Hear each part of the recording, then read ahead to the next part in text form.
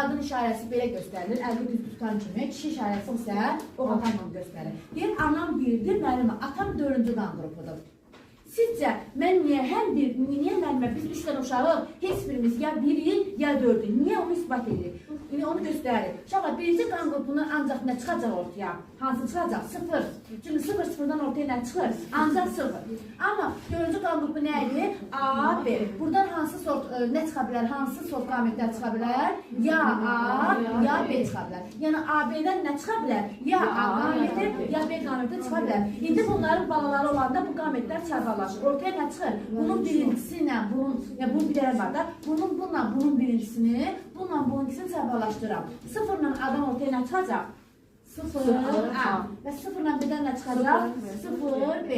0A hansı qan qrupudur? 2. 0B hansı qan qrupudur?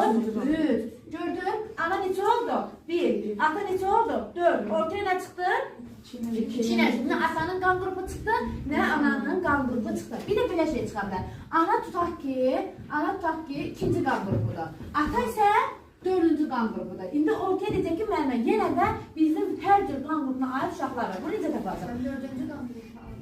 Yox, 3-cü qan qrupu. Ana 2, ata 3.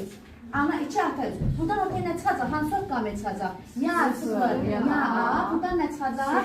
Ya 0, ya B. İndi bunları çarpaqlaşdıraq. Bunun birincisi ilə, bunun birincisi nə çıxdı ortaya? 0, 0. Şimdi qan qrupudur 1. Bunun birincisi ilə, bunun ikincisi nə çıxdı ortaya? 0, B.